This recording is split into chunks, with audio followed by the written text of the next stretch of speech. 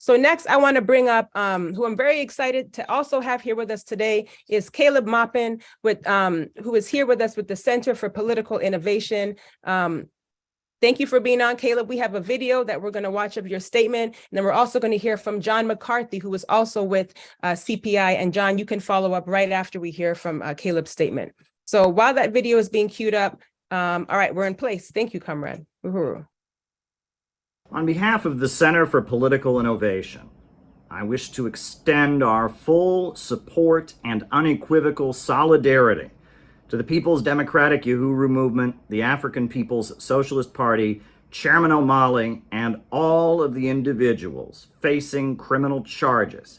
This indictment from the U.S. Department of Justice is nothing but an attempt to stifle freedom of speech, to suppress political activity, and to persecute those bold enough to question and expose the lies being told to justify sending more weapons to Ukraine and bringing the world closer to the danger of a new world war. And under these circumstances, we call on all forces to offer the same unequivocal support and rally in the defense of those being unfairly, unjustly, and immorally persecuted by the American government.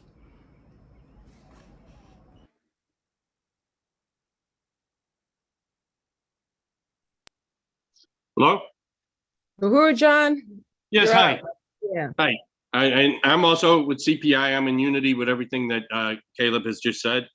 I realize they're not probably watching us live, but I wanted to use my time to challenge the people running against Joe Biden to join with us in demanding that he drop these ridiculous charges.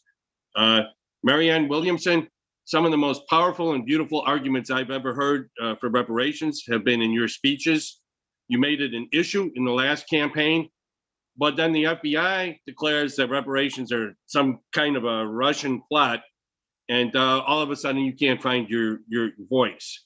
I guess because now supposedly being against the FBI is right-wing, they say. Even though the number one purpose of the FBI, its number one goal since it was founded has been to decapitate the fight for Black liberation. You cannot be for reparations and for the FBI at the same time. The two forces are at war, and your speeches are real pretty and everything, but we need you to take a side and join this war and fight on our side. RFK Jr., the same thing. We appreciate the fact that you've spoken out for Julian Assange, but as his brother and his father have pointed out, the Julian Assange case and the Uhuru 3 case are the same fight. They're a fight to defend free speech at a time when we desperately need free speech in order to stop a nuclear war between Russia and the United States, a war that would destroy all life. So if the people who murdered your father and your uncle are using this case, the prosecution of the Uhuru 3, to try to murder free speech. And one of the best ways that you could get revenge on them is to join our fight to make sure that they do not succeed.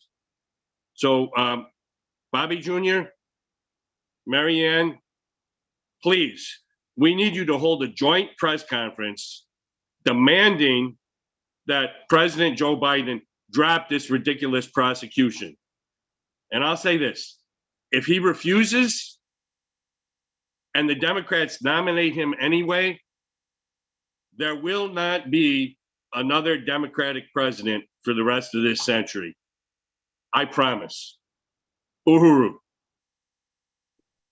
Uhuru, John. I just want to really appreciate that statement and, a few things that you said that I just want to reiterate and take this time to just kind of let the people know what's happening because, this is our ability to be able to talk to those people who need to know what's happening. So I want to appreciate you for just, pulling people into the fire, as well. And I wanted to also say what you mentioned about, they may not be watching this live. One, I wanted to state where people are tuning in from, but to also make the point that those who they are watching live, we don't see them on the air anymore. And we can remember recently Tucker Carlson Tucker Carlson, I think show was recently canceled after covering this. And so we have to understand that this is not, it's an attack on the right to freedom of speech. So I just, go look that up. There's probably all these reasons for why it was canceled, but we understand why, because it's not that they don't even want this to be out there in the world. This system, this colonial mode of production, which we can see through its face of the FBI and the US government, they don't want people to know what the African Peoples Socialist Party thinks. They don't want people to know what freedom of thought. This is the thought crimes that we're talking about. So it's very important that you made that call. And I want to appreciate those who are tuning in with us. We have people tuning in from San Diego, California, from Brooklyn, New York. We want to appreciate you for being here. Chicago, through our CPI comrades, and other places throughout Illinois, Tampa, Florida, St. Louis, Missouri, Minneapolis, Minnesota, Inner Grove Heights, Minnesota, Houston, Texas, the United Kingdom, Oakland, California, Battle Creek, Michigan, Manhattan, New York, Ecuador, Miami, Florida, Boston, Massachusetts, San Mateo, San Diego, or California, St. Petersburg, Florida, New York, and Newark, New Jersey. So these are just some. And if you have just came in and you haven't let us know where you're tuning in from, please drop that in the chat. We want to appreciate you for being here with us from all places throughout the globe.